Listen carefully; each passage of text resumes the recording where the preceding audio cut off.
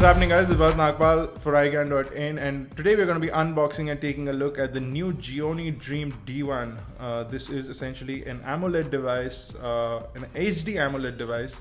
We also have the new MediaTek chipset, which is found in the Canvas HD. So you have a quad core 1.2 GHz device, 1 GB of RAM, and 4 GB of storage. But I'm going to tell you all those details after I have already cut through the packaging, and I'm going to remove the box top over here. You have the device. Seems like a really sleek device. I'm going to put it to the side. I'm going to go further in.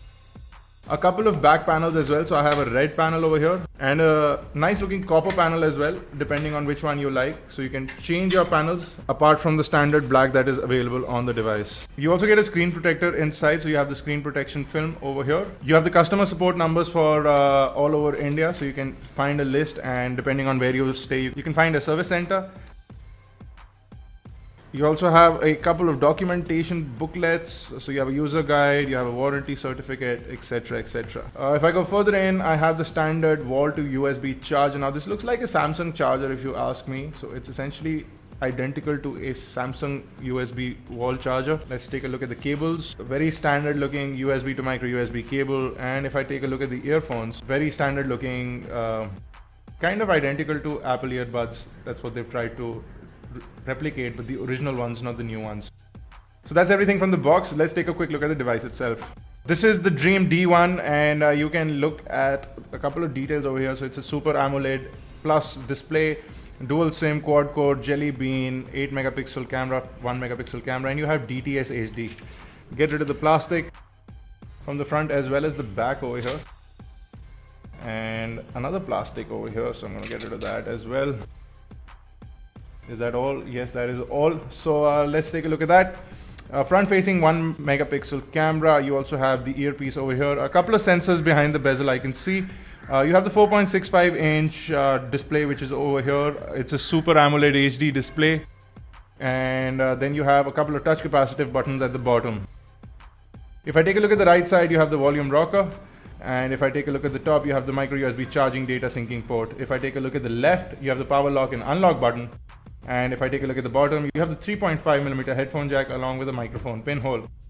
Let's take a look at the back of the device. You have an 8 megapixel camera along with a LED flash and a texturized back panel. You also have the speakerphone at the bottom over here. If I take a look underneath the back panel, which seems to be practically impossible to get to, you will get to the battery over here.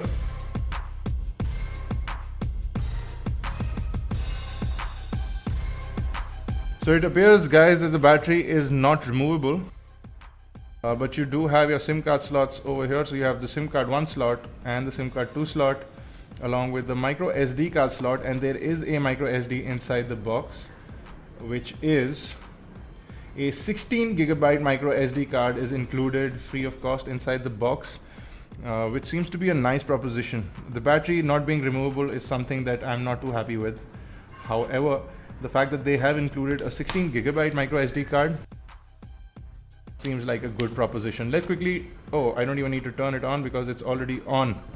So the display is on, and viewing angles look good and black levels look good. That's thanks to the fact that this is a Super AMOLED display. I'm going to wait for it to quickly set up. Okay guys, so the phone is finally booted up. You can see a look at the interface. Now the touch capacitive buttons are at the bottom of the display instead of being at the bottom of the bezel over here.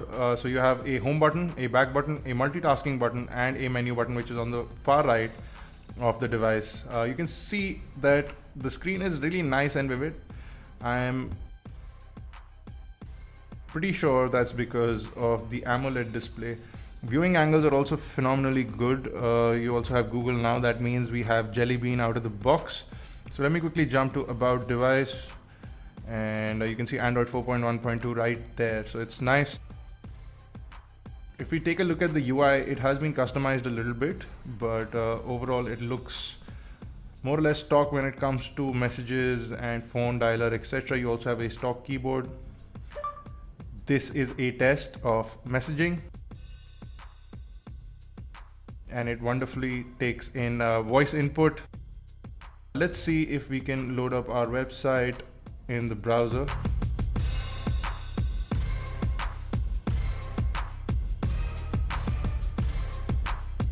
So it loads up the website. Browser is also heavily skinned.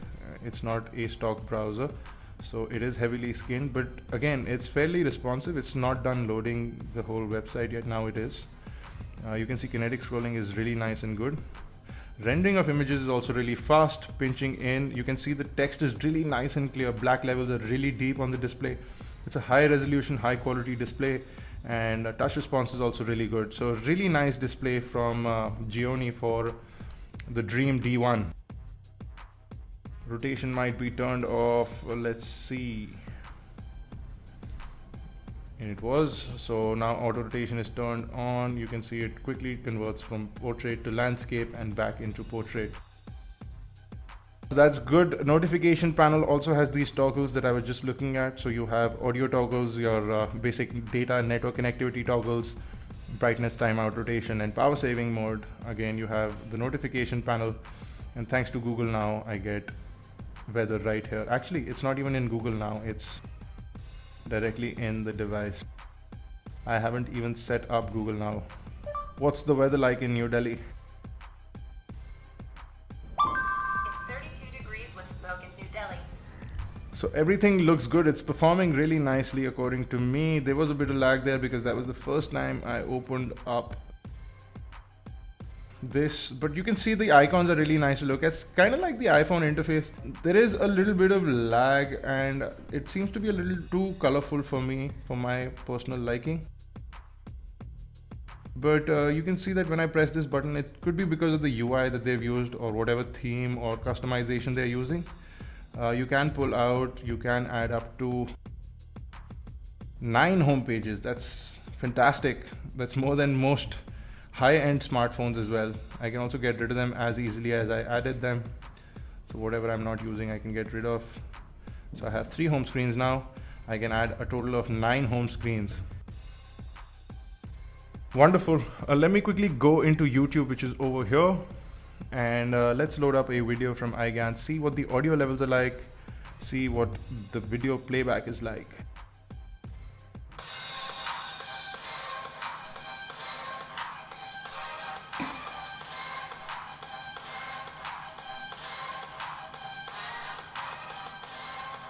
What's happening guys, welcome to iGyaan.tv, and I'm going to quickly unboxing and taking a look at the new LG Optimus G.